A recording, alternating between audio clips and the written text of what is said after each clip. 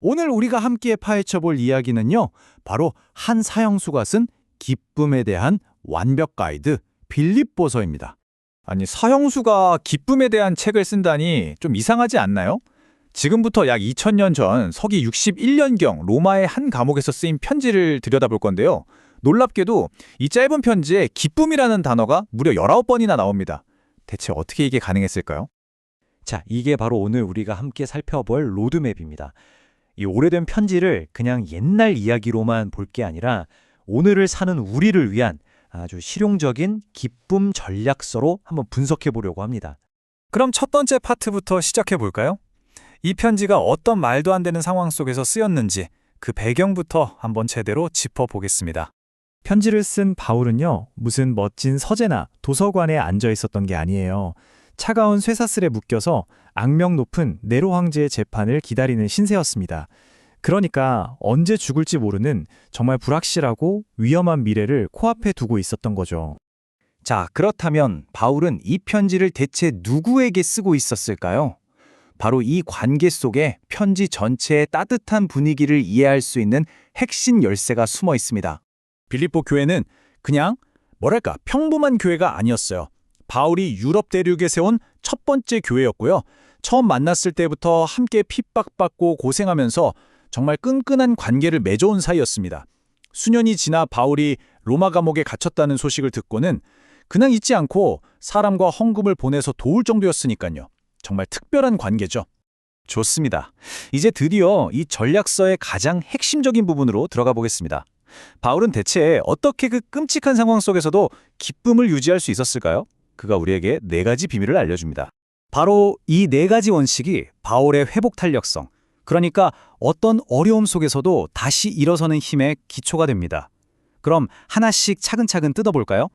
첫 번째 비밀은요, 바로 관점을 완전히 뒤집어버리는 거였습니다. 바울은 깨달은 거예요. 아, 내가 감옥에 갇힌 게 오히려 더 많은 사람들의 관심을 끌어서 내가 전하려던 메시지가 더 널리 퍼지고 있구나 하고요. 그에게는 이게 개인적으로 어떤 고통을 겪든 상관없을 만큼 충분히 기뻐하고 축하할 만한 승리였던 거죠. 자, 두 번째 비밀. 이건 자신의 인생에서 가장 중요하다고 생각했던 것들을 완전히 재평가하는 것과 관련이 있습니다. 바울은 결론을 내립니다. 그리스도를 아는 것의 가치가 너무나도 크고 엄청나서 자기가 예전에 그렇게 소중하게 여겼던 다른 모든 것들이 그냥 화창게 보인다는 거예요. 한마디로 인생의 최우선순위가 완전히 바뀐 거죠. 세 번째 비밀은 조금 미묘하지만 편지 전체를 꿰뚫는 아주 강력한 한마디에 담겨 있습니다. 바울의 기쁨은 감옥에 갇힌 상황 때문에 기쁜 게 아니었어요. 그게 아니라 이런 상황 속에서도 보이지 않는 더 큰 뜻이 이루어지고 있다는 믿음, 그 믿음에서 오는 깊은 확신과 신뢰가 바로 기쁨의 원천이었던 겁니다. 상황을 초월한 기쁨이라고 할 수 있겠죠. 그리고 마지막 4번째 비밀은요, 바울이 경험을 통해 직접 터득한 아주 실용적인 기술입니다. 바울은 가난에 처하든 부유하게 살든 그 어떤 상황에서도 만족하는 비결을 배웠다고 말합니다.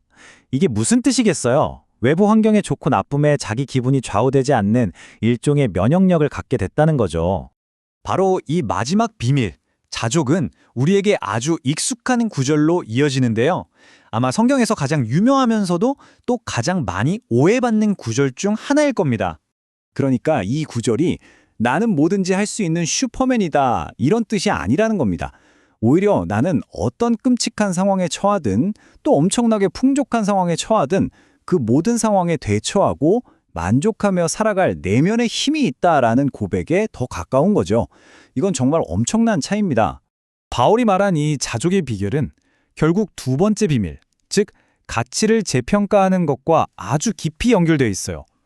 그의 생각의 흐름을 제대로 따라가려면요, 그가 무엇을 최고의 가치로 여겼고 또 그 때문에 무엇을 기꺼이 버렸는지를 봐야 합니다. 한번 보세요. 당시 기준으로 이건 거의 완벽한 스펙입니다. 최고의 가문 출신의 엘리트 코스를 밟았고 도덕적으로도 흠잡을 데가 없었죠. 그야말로 엄청난 자부심의 원천이었을 겁니다. 그런데 바울은 뭐라고 말하나요? 그리스도를 아는 것의 가치가 너무나 압도적이기 때문에 자기가 자랑하던 이 모든 성취들을 배설물로 여긴다고 말합니다. 정말 강력한 표현이죠. 그의 세계관이 완전히 180도 뒤집혔다는 걸 이보다 더 확실하게 보여줄 수는 없을 겁니다. 자, 지금까지 우리는 이 죄수의 기쁨 전략서를 쭉 훑어봤습니다. 그렇다면 이 이야기가 오늘 우리에게 주는 교훈은 뭘까요? 어떻게 우리 삶에 적용할 수 있을까요? 이 고대의 편지는 우리에게 아주 강력한 4단계 전략을 제안합니다.